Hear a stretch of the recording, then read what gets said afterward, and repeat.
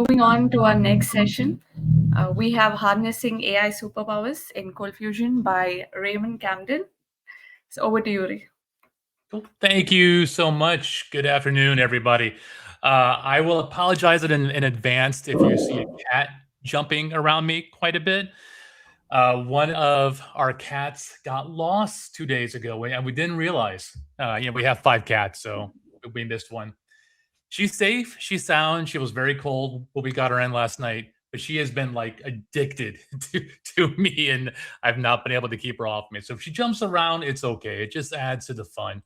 So welcome to Harnessing AI Superpowers and Cold Fusion. I am Raymond Camden. I am a developer evangelist for Webflow. If you want to learn more about that, feel free to reach out to me directly. I would be happy to talk to you about it. If you have any questions about what I'm talking about today, you can visit my blog, raymondcamden.com, or you can also send me an email at raymondcamden@gmail.com. And honestly, y'all, I absolutely do not mind y'all asking me questions. In fact, if y'all see me look over here to the right, that's me looking for your questions in the chat on my other screen here. So y'all will not bug me at all with your questions. In fact, you'll make me happy and give me blog content, which is always a good thing. If you would like a copy of this slide deck, you can get it on GitHub. And you know what? I will copy and paste that into the chat so y'all can don't have to take your phones out and take a picture of the QR code. But this repo has all the demos I'm showing today and probably a couple I don't have time for, and has the slide deck. It also has examples of different languages as well, because I give this presentation in different languages. So you could see a lot of different code in there to play with the stuff that I'm talking about today. So enough preamble, let's get started. I'm going to begin with just, what I assume about y'all and give you some warnings and so forth. So what I think that you should know, what I know, et cetera, is what generative AI is at a high level. At this point, if you've not been force-fed Gen AI, whether you want to or not, then I don't know where you've been. I am not going to pretend to understand the mathematics and science behind it, but I am not going to go over what is Gen AI, what's the history and all that, because nobody cares about that. They care about the code. And I assume that you know ColdFusion. As I said earlier, and Tim commented, my ColdFusion skills are definitely a bit rusty. A lot of my code demos I built to be really, really simple. So you won't see, for example, CFCs in use. You won't see best practices. You'll see, let me make this as simple and direct as possible on your screen to make it easy to digest. So you do not have to be a Jedi to work with this at all, which is a good thing. So, and that ties into the good news. So working with Gen AI is actually really, really simple. When I started to think about this a couple of years ago, I was convinced that there was no way that I could work with Gen AI. Like, yes, I could use the online tools and stuff, but there was no way that I was going to be writing code for it. And I was 100% wrong. The code is like shockingly easy, kind of maybe scary easy. And so, like, that's the good news. The bad news, the flip side to all this, is that doing it well is a whole other can of worms. And I love giving this talk to ColdFusion people because there's a corollary in ColdFusion that like directly makes sense to this. So I got into ColdFusion back in 97 or so. And the only reason I got into ColdFusion is because I had been doing Perl CGI scripts, and we had a customer come in and they wanted to use SQL Server. And I was like, oh my God, I can't do a database in Perl. That's too hard. I went online, shoot, back then, maybe Alta Vista or whatever. And I found ColdFusion, and it advertised itself as making it easy to do database work. So that was correct. It was really easy to build a database wrapped website with ColdFusion.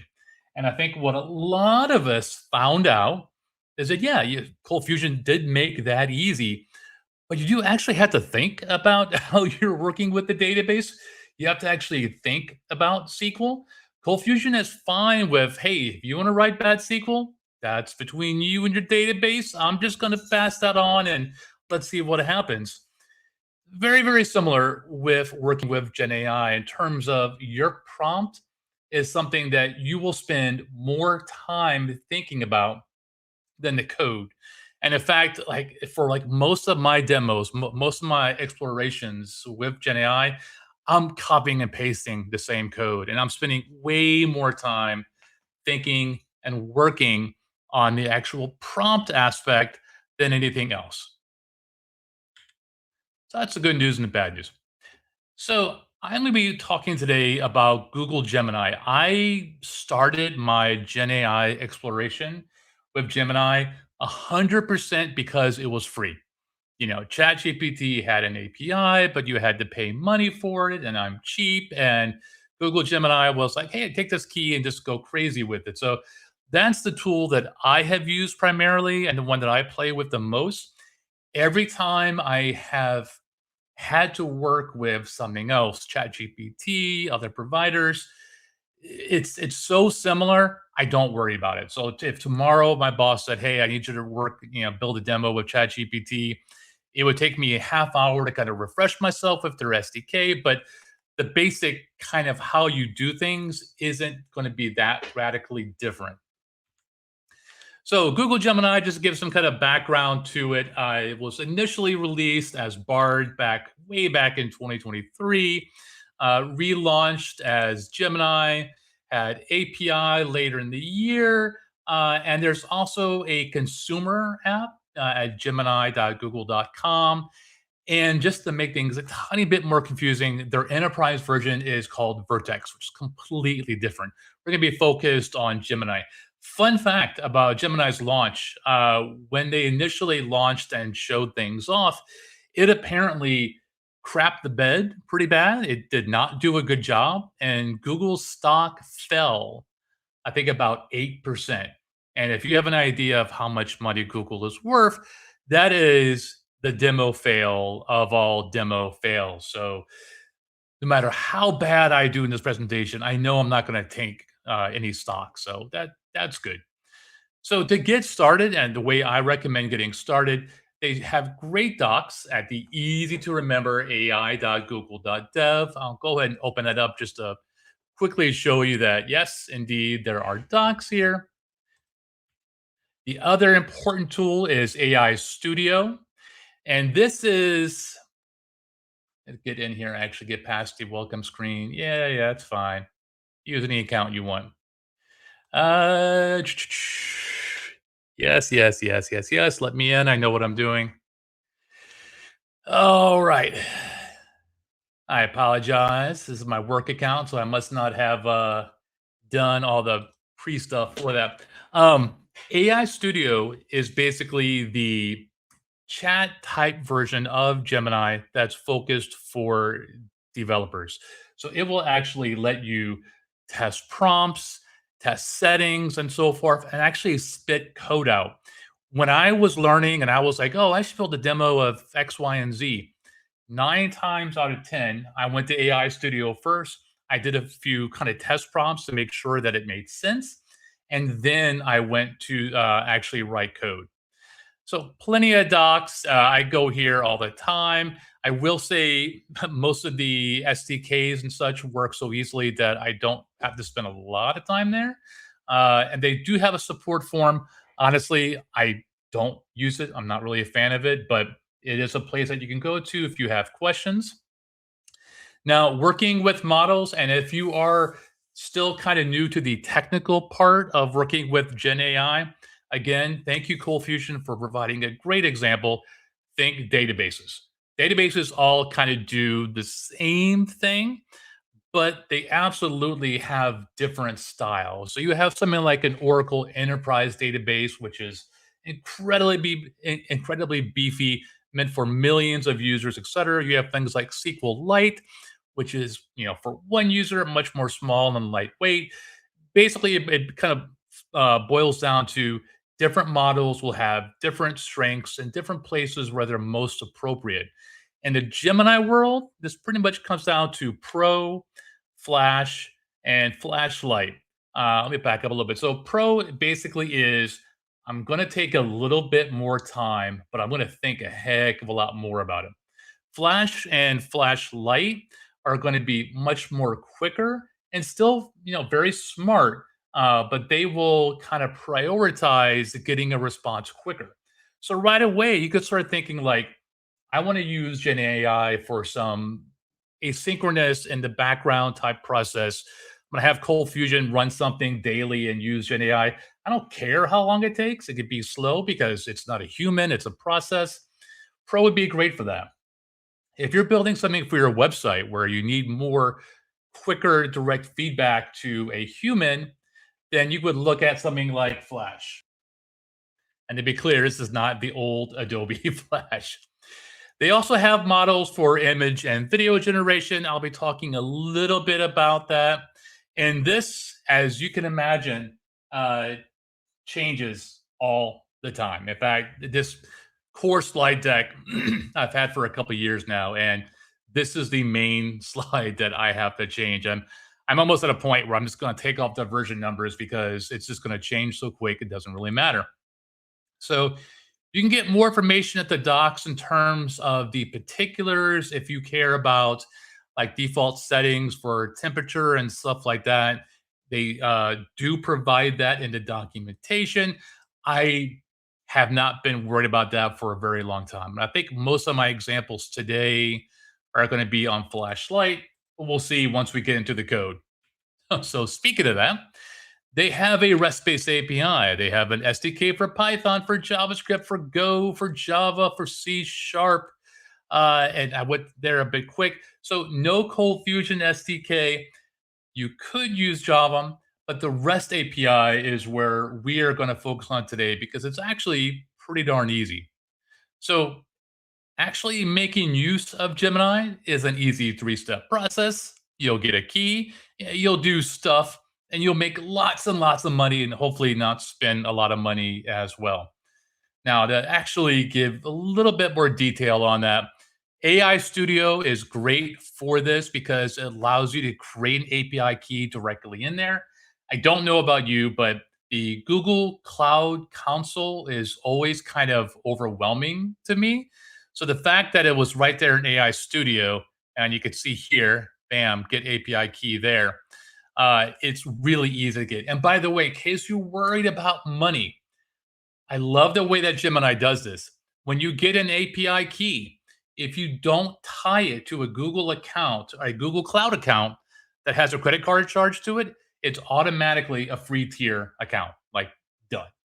If you want to do stuff and pay for it, then you simply generate an API key and tie it to that paid account. But if you want to play with this and you're worried about spending $1 million because you write a loop the wrong way, just don't pick an account that has a credit card. And you know what? If you've never given Google your credit card, congratulations. But also, you just don't have to worry about it. Now, you will run into API limits. I think it's pretty reasonable. I don't remember offhand how quickly you exhaust that, but you will not get charged. So I'm just showing you the UI here. Y'all can actually click this yourself. But at the end, you're given a key. Again, this is all in the nice AI Studio, not within the Google Cloud Console. You can copy that key and go to town, and they will give you a nice little curl script that you can copy and paste and see how things work. So I'm going to switch to my code now. And y'all tell me if this is too small or I need to make the text bigger and so forth. Monty, you're asking about a monthly limit on how much you spend. I think Google Cloud Console supports that. I know they have like flags and alerts and stuff, Monty. So basically, if Google Cloud supports it, then Gemini would be under that umbrella. And hopefully that makes sense. So I should have my key in my environment. We will run this curl script and get a ginormous packet of JSON data back. And I will scroll past it and just look at the text, which is what you care about. So this is a lot. I don't expect you to read all this. It's probably too small anyway. But what I will point out is that they have a reference where they explain all of these different parts. Why it stopped, how many tokens it used, things like that. If all you care about is the result, then you could see it's under candidates, it's under content, it's under parts, it's under text, and you could grab just that. And Peter, I just saw your request, so I will do this for you. And let me know going forward if that is okay. This is the last thing I'm running the terminal, so in theory, you're looking at just this. And while Peter thinks, I will take a sip of water. Awesome. Best part about getting old, and there's so many fun things about getting old. I will increase my font size for a presentation, and then after the presentation, I'm like, oh wow, that's actually much better in my eyes. I'm just going to keep it there. I figure in a couple of years I'll be presenting at like 90 font size or so. All right, so I talked about AI Studio. Again, this lets you create and save and work with prompts. It's much more developer centric than their consumer options. Again, it is typically my first place to go before I do anything, try stuff. It does let you generate code. Again, this won't help us in ColdFusion, but it will kind of show you how, things work. So if I go in here and I will do a new prompt, I'll just type in here, why are cats better than dogs? And present it in rhyming form, because why not? And run it.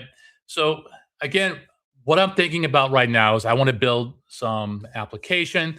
I am putting my prompt here first, just to kind of test to see if it gives it something logical. And I will do that later. That's fine. Um, and that actually was scary fast on the response. Like I said, I can click here to look at code in different languages. I'm going to look at the REST API because I know I'm planning on doing this in ColdFusion. And it's a bash script, but I could see, oh, look, there's a body. I could see my input there. And I could see that I am just calling that URL that has a particular model. It has a variable for generate content API, and it also has my API key. So that's what I did when I was first looking at, writing Gemini code in ColdFusion.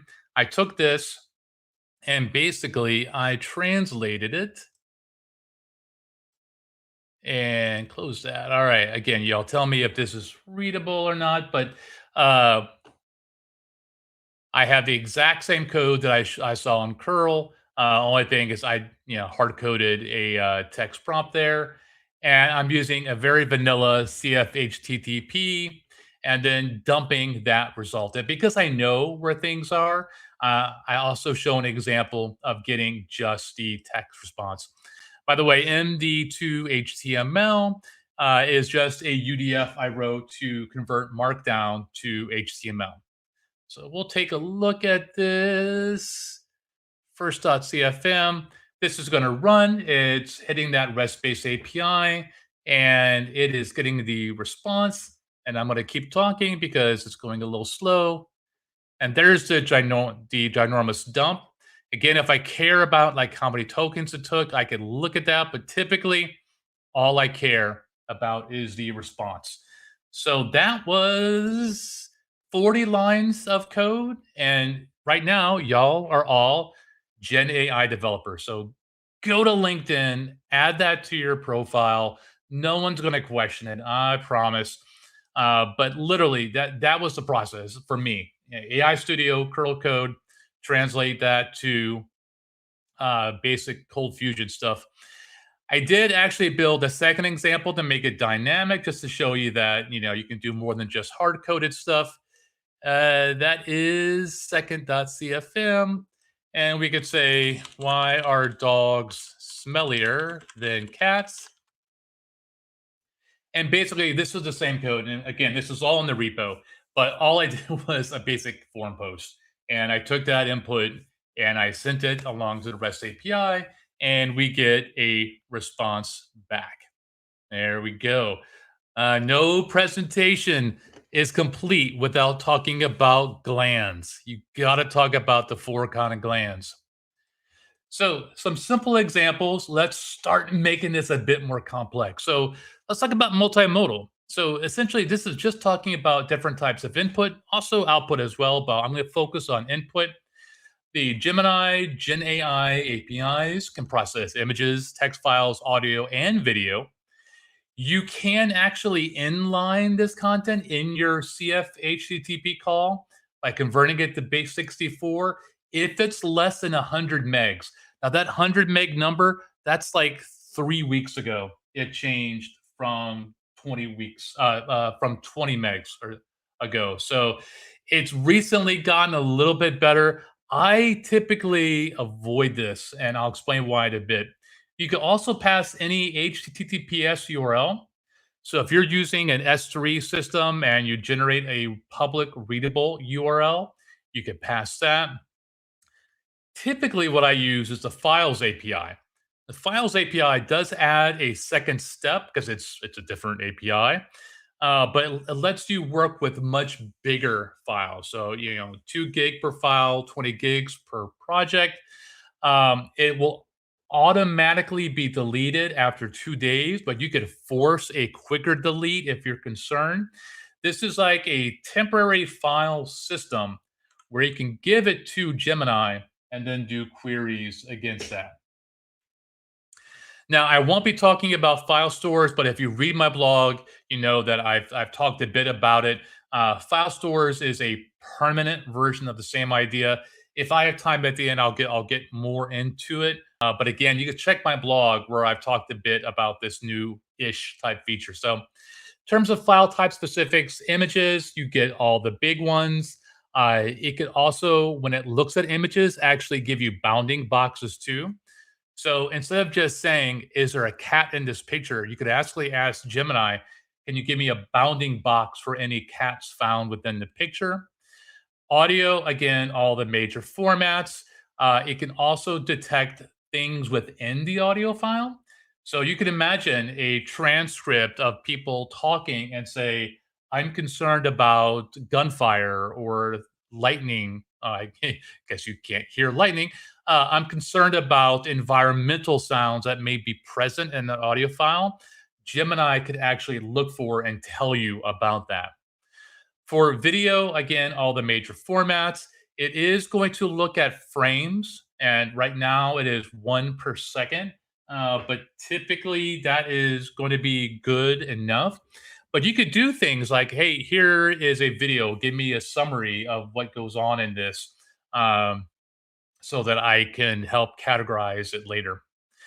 For docs, PDF, yay, PDF. I love me a good PDF. I spent the last couple of years working in PDFs, and also text, Markdown, and CSV. I will say I've not pushed CSV very hard yet. And that's something that's on my mind to look at later, because there could be a lot of data in a CSV file, and I've not really tested Gemini yet to see if it can give me a good understanding of the data in there versus just parsing it. But they say they support it. So in AI Studio, we can test this real quick. Let me start a new one, and I am going to just add a image to this. And you may be shocked to know I have a few cat pictures, and I will acknowledge all the things. And I'm just going to say, describe what's in this picture for me, and run it. And y'all can see the picture while it's thinking about it.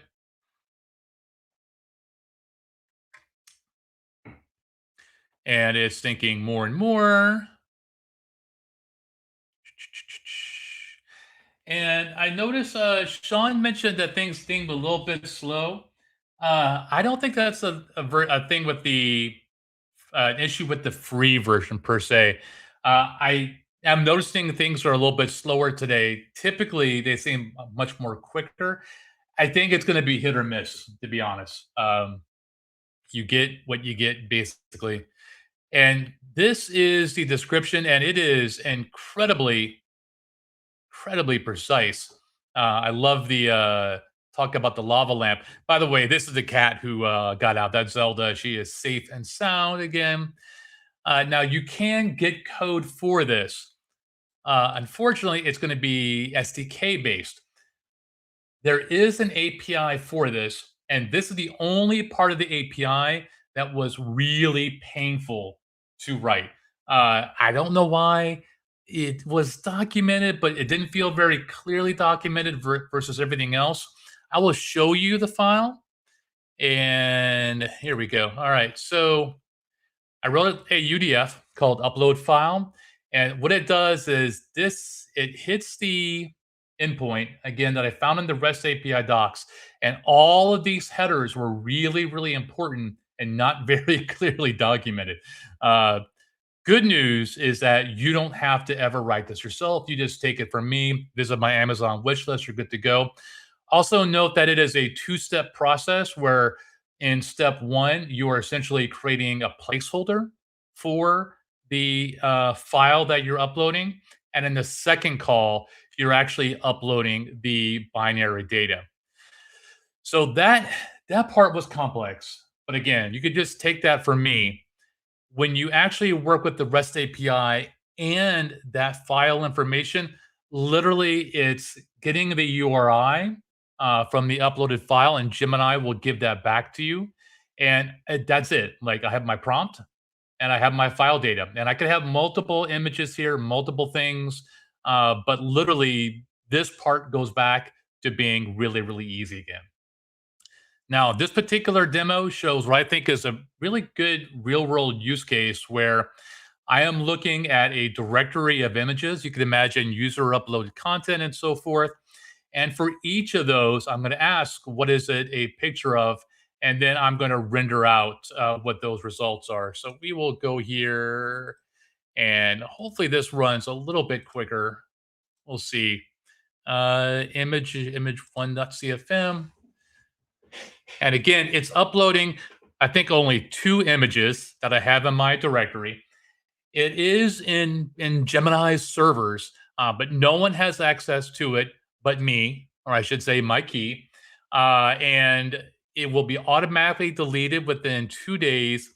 And if I were really concerned, I could do another REST API call to kill these files immediately to give them offline. So here's the first image. You know, can see it's a dog. That's Cayenne. And the description is really clear. Yep, hardwood floor. And then this is the one that y'all just saw, and we have the description down here. Uh, I love that it noticed all the Star Wars toys because that is incredibly accurate. That's one example. One that may be even, I think, a little bit cooler.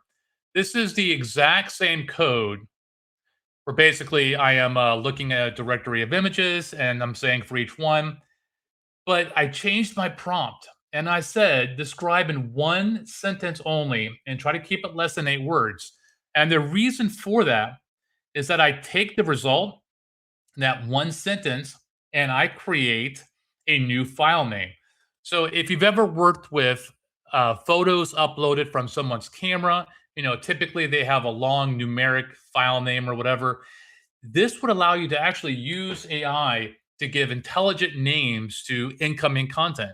So if we run this same demo, that was, let me just double check real quick. That was images 2 right there. It's again uploading those images one more time. Real world application, I would do that one time only. And that worked much faster. So bam, we'll save as dog resting on a sofa.png. That's a great freaking name for that file. And this one, A cat sits beside a colorful, sparkly lava lamp.png. So at my time at Adobe a couple of years ago, one of the things that was kind of repeated often is how many PDFs are out there. We know there's trillions and trillions of digital documents. Being able to use AI as a way to help us categorize and sort and just find a good place for those images, those files in general, I think could be really, really darn useful. Now, let me see what I have next. I do have time for the fun one. Let me see if the fun one is still working. All right, we're gonna load this up. So this one is image roast.cfm, and as you could probably guess, this is not going to be terribly polite. So upload code is the same, but my prompt is a little bit different. Look at this picture and roast it describing just how bad it is. I I value being polite and being kind to people. I love building demos of AI being mean to me because I find it so hilarious.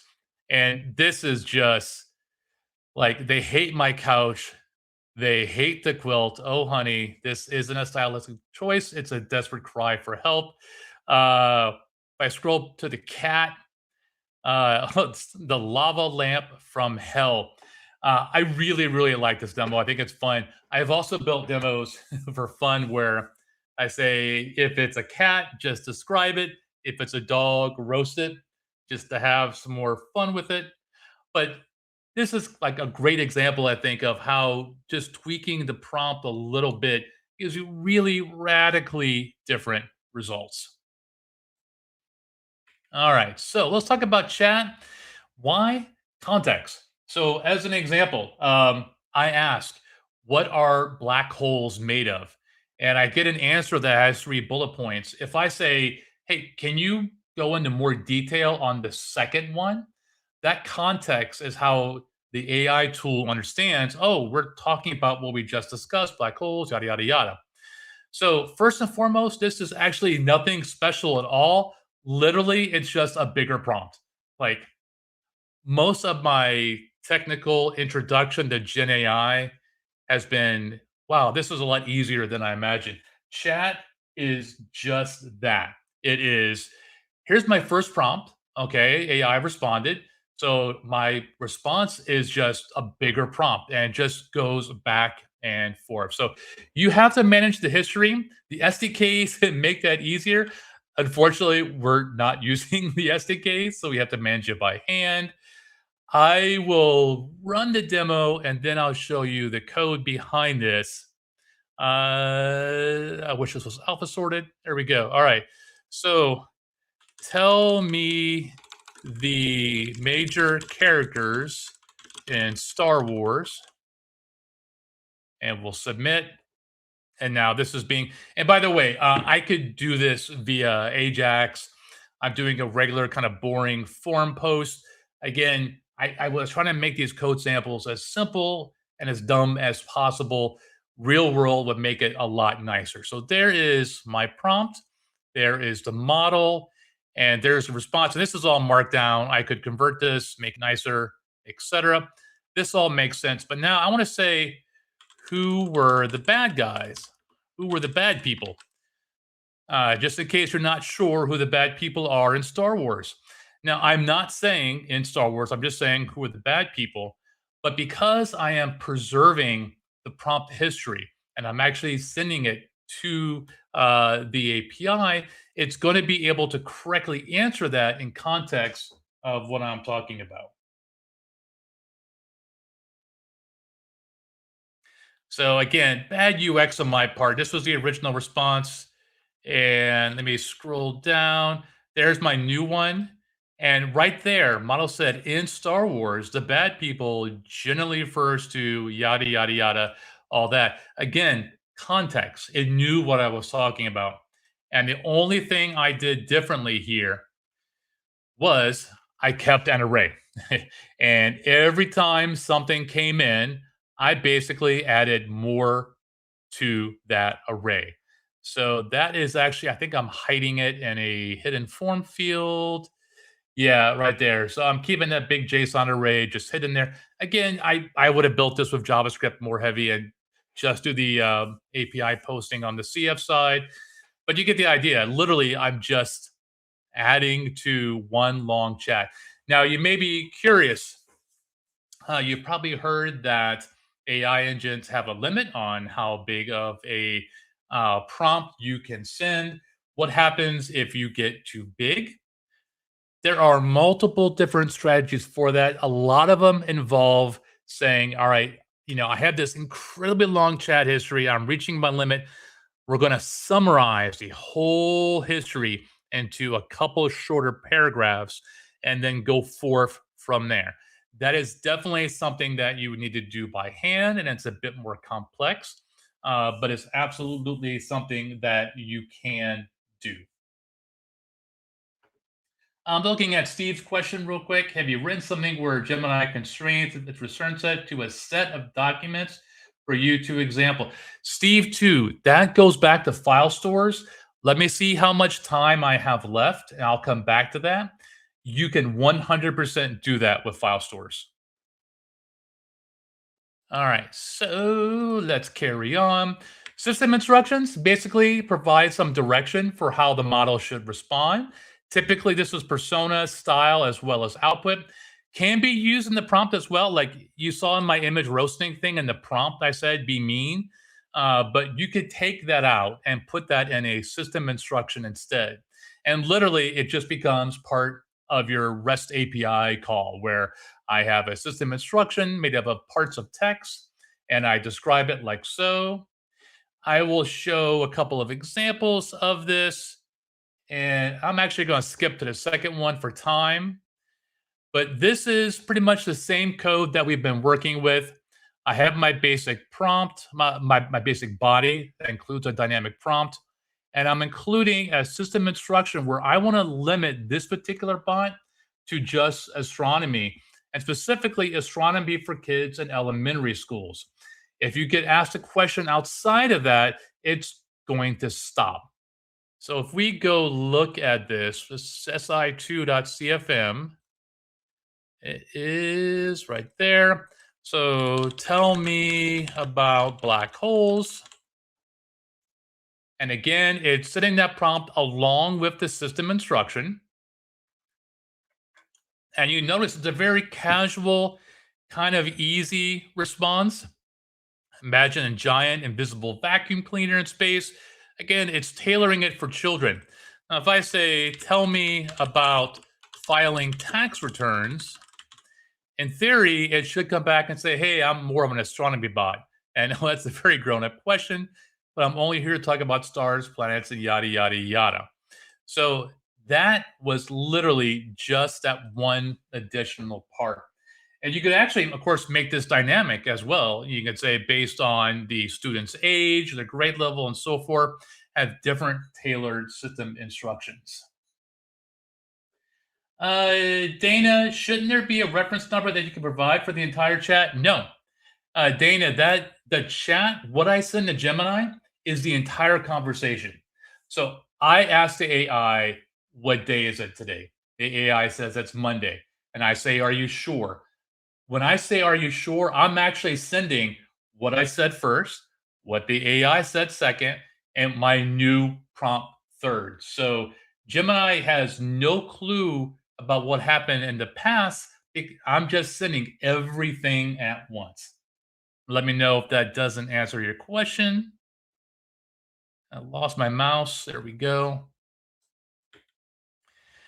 Now, you've seen me work with the markdown response. So you can actually change that a bit. You can ask for JSON, so can system instructions. It's important that you be specific. And there's also a response type setting where you could say, I want JSON back. Second part of this, Gemini, as you've seen, by default, it's going to return text in Markdown. Even if you ask for JSON, it's still going to return JSON in Markdown. The response type is essential because it will stop it from wrapping everything in Markdown. It's very difficult to do. You add one line of code. To be clear, this is actually something I haven't shown before. You can configure, tweak the knobs a bit, but the only knob that we care about here is basically saying I want JSON back. So I have a couple of different examples of this. And again, for time, I'm going to go a little bit fast, but literally same simple chat demo I've shown before. Take a prompt and run it. I'm now passing that additional information and getting JSON back. And we will run this just to show you real quick. JSON response. Like I said, I really wish this was alpha sorted. Why black holes? Incredibly slow, small prompt there. And I got JSON data back. Let me expand this. And you can see in my content now, I got a JSON response. Now it was free form. Like Gemini said, "Oh, you want JSON? I'll give you an object with explanation." You typically want to like shape that. So one way would be to tell it, say, "Hey, when giving answers, return it as a JSON object with a key answer that contains the answer, and then an array name URLs that consists of links to resources." That's one way you could do it, but there's an even nicer way where you can use JSON schema and get a precise shape to your response stuff. Again, for time reasons, I won't run this, but almost always I ask for JSON back because I want to do something programmatic with that response. Being able to specify a schema with an exact shape makes it much, much easier to work. So in this case, my schema is object with a key called answer, a key called sources. Answers is a string, sources is an array of strings. We will run this because this we can do kind of quick. JSON response. Why are black holes so dangerous? Run this.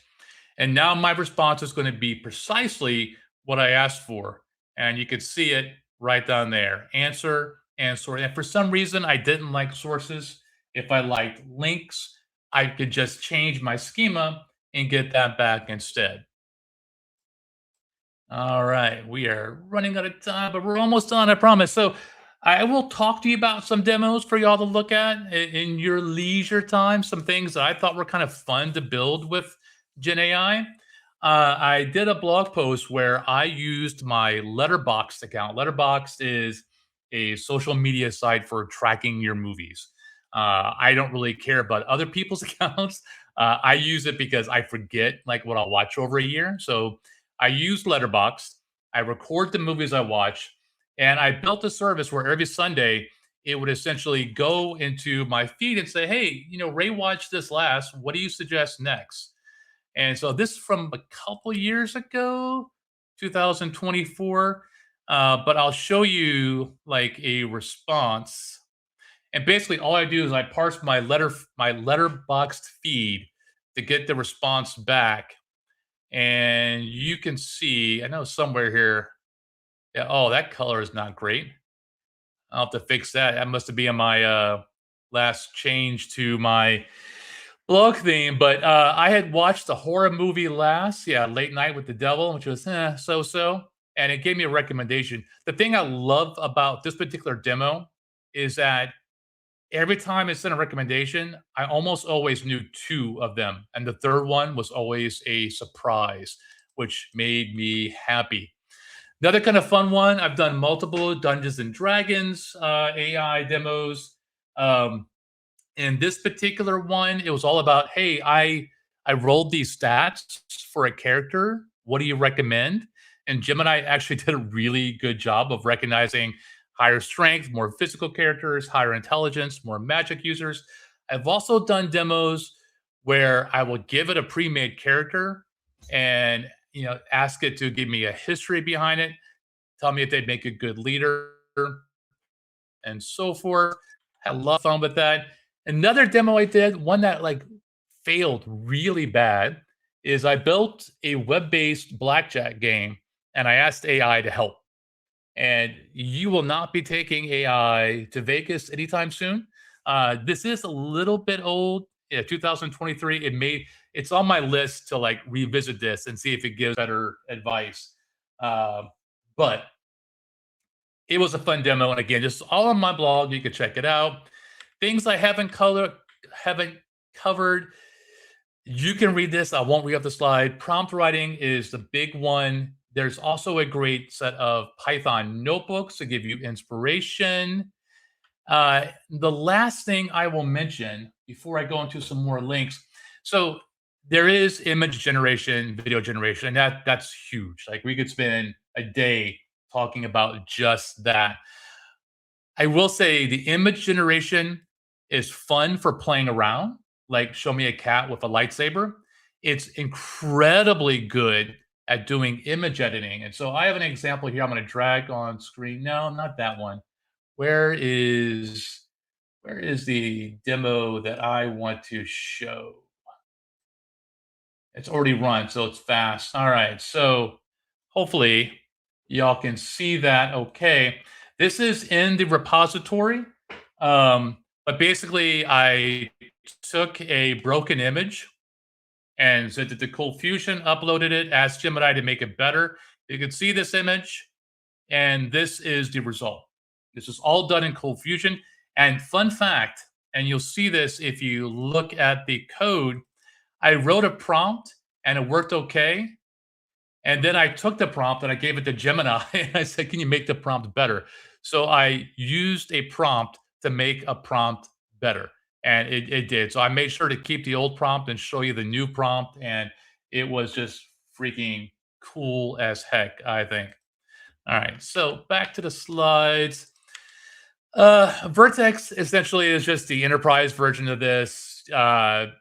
Yes, you should know about it, but if you're learning and playing around, just stick to working with Gemini. You don't have to worry about any of this. I do have a CFC. It is obviously a ColdFusion component wrapper that you can check out. It doesn't support any of the image generation stuff. It does support that funky file upload method that I said was complex. That's all in the CFC and running prompts as well. It makes it, as easy as this. So you make a new instance of the CFC, pass it a model. That model is old. Don't use that one.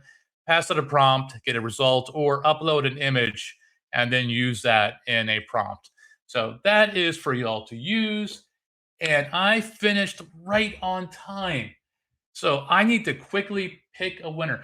Did y'all hear me name that white cat that I showed in the picture? I think I named it.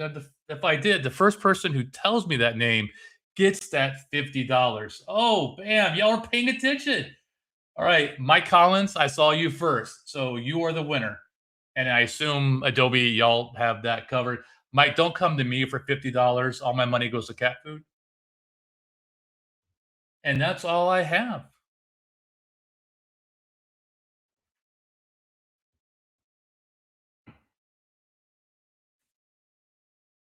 Thank y'all for being, by the way, a great audience with great questions. I absolutely appreciate your attention, your questions, everything. I appreciate y'all.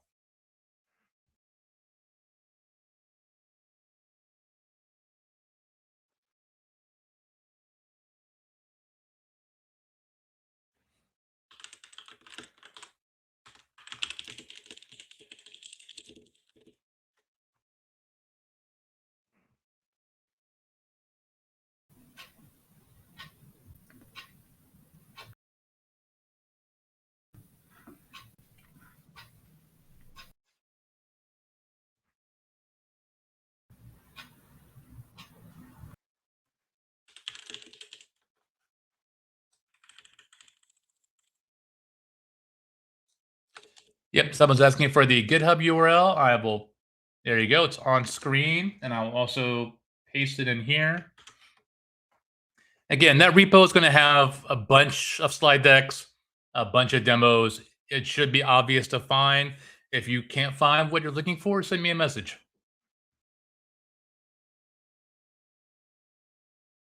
Yeah, Chris, if Adobe doesn't kick me off, I'll try to do as fast as possible. So the file API thing is very much for a temporary call. You could do one or two documents, do a question against it, and then those documents go poof away. And it's 2 days, but they poof away. File storage is like a permanent way to do this, where you create a store. Think of that as a folder, and in that, you could put documents in there that are permanent. And what's awesome is that you could put those documents in there and then ask questions about all of them. So I've done demos with Shakespeare PDFs, and I could ask questions about Shakespeare's work across the board. What's really freaking cool is that when you upload documents, you can include custom metadata. So you can imagine you work for a parts supplier, right, for tools. And please don't laugh at me. I don't use tools. So hammers, screwdrivers, that's it. I'm done. But if you have manuals for all these tools, you can use metadata to say, here are manuals for table saws versus here are manuals for lightsabers, such that when a user is coming in and asking questions, they may know I'm not asking about all tools. I'm asking about table saws specifically. And because file storage supports that custom metadata, you can filter the query against just that subset. It's really, really powerful. I don't see people blogging about it, but I have two blog posts on it, and it is something that I would like to add to my Gemini CFC when I get time. I think that was pretty quick.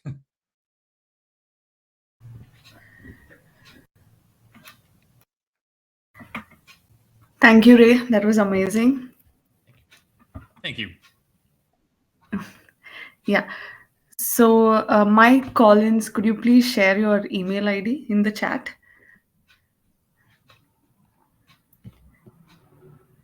We'll be having our next session by our very own Mark Takata in 5 minutes. So please do stay in the same room.